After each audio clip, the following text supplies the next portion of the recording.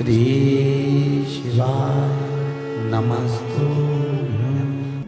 बुधवार की प्रदोष पड़ती है तो शिव रजत भवन में निवास करते हैं। बुधवार की प्रदोष कामना की पूर्ति करते। बेलपत्री की जड़ के अंतर्गत जो बेलपत्री का बड़ा वृक्ष हो, उसकी जो जड़ हो, उस जड़ पर लाल चंदन घिसकर या लाल चंदन से कटोरी में घिसकर लेकर जाएं। शिव जी पर लाल चंदन से पूजन करने के बाद में उसी चंदन को लेकर आकर बेलपत्री की जड़ के अंतर्गत ओम अक्षर को लिखकर एक बेलपत्र अपनी कामना कर उस जड़ पर बेलपत्री के समर्पित करना। बेलपत्री की जड़ में ओम शब्द लिखकर, अक्षर लिखकर उस पर एक बेलपत्र समर्पित कर शिव जी से अपनी कामना कर जो प्रदोष के दिन, प्रदोष काल के अंतर्गत बेलपत्री के वृक्ष की पूजन कर ये नाद कर ओम अक्षर का नाद कर स्मरण कर आता है। ज्यादा से ज्यादा कहेंगे तो 4 दिन 5 दिन में या 6 दिन में मेरा देव अधिदेव महादेव जो समस्या और टेंशन जिंदगी में चल रहा होता है उससे थोड़ा बहुत तो निजात मेरा देव अधिदेव महादेव उसी समय करना प्रारंभ कर देगा। चंदन लगा होना चाहिए शिवलिंग पर। पहले शिवलिंग पे चंदन लगाना है, उसके बाद लेकर जाना। कौन से दिन? जम के बोलो जरा। प्रदोष समय, प्रदोष काल। लग रहा है कि जूझ रहे हैं हमारे जीवन में, बहुत टेंशन। ओम अक्षर का नाद मूल होना चाहिए। फिर लिखा शिव महापुराण में, बड़ा सुंदर लिखा विद्या जी ने। मान लो आप प्रदोष का व्रत नहीं कर सकते,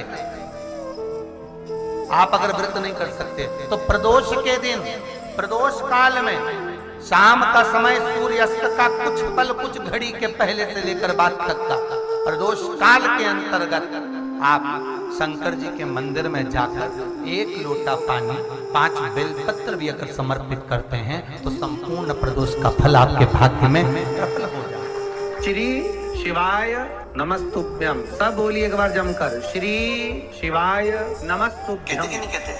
और क्या कहते हैं? द्वादशी के दिन चावल खाना जरूरी है। एकादशी का पालना करना है तो द्वादशी को चावल का 1 गिलास खाओ, तब द्वादशी को चावल खाओगे तो एकादशी लगेगी। चावल नहीं खाओगे तो एकादशी नहीं लगेगी। द्वादशी को चावल खाना जरूरी है। क्यों कहते हैं? क्योंकि धान के खेत में जीव को छोड़ा जाता है, उस धान के खेत में, चावल के खेत में जीवात्मा रहती है। उसको चिड़िया खाती है तो चिड़िया के रूप में जन्म लेता है, मनुष्य खाता है तो मनुष्य के रूप में जन्म लेता है। इसलिए एकादशी के दिन चावल नहीं खाया जाता है, क्योंकि एकादशी के दिन हम चावल खाएंगे तो जीव हत्या का दोष लग जाएगा। फिर कब खाना है? द्वादशी के दिन। द्वादशी के दिन क्यों खाया जाता है?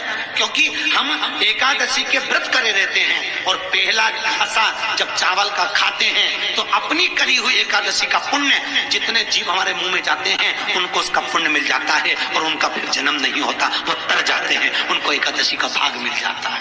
इसलिए कहते हैं एकादशी को चावल मत खाओ, पर द्वादशी को जो प्रदोष आती है, बहुत ध्यान से सुनना भाई, जो अपनी जिंदगी से बहुत तंग आ गए हो, परेशान हो गए हो, कष्टमय जीवन जी रहे हो, बहुत दुखी हो गए हो, उनके लिए ये स्कंद पुराण का चरित्र फिर मिले ना मिले, आप प्रेम से सुनिए।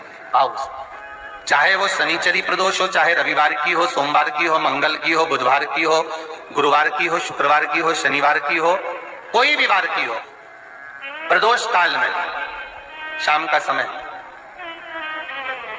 सूर्य डूब रहा हो, बस डूबा ही हो, और उस समय पर सूर्य के डूबन के तुरंत बाद बाबा को धतूरे के साथ में बेलपत्री ना चढ़ाते हुए बेलपत्री के वृक्ष के 7 कांटे बाबा के शिवलिंग पर समर्पित करे जाते हैं महाराज, अपनी जिंदगी में अड़चनों को हटाने के लिए। फिर आप जिस व्यापार में उतरे, जिस व्यवसाय में उतरे, जिस नौकरी में उतरे, आप दिल से करें, आपको तरक्की मिलेगी। आप हार नहीं सकते, नीचे नहीं आ सकते, उन्नति पर ही चढ़ेंगे।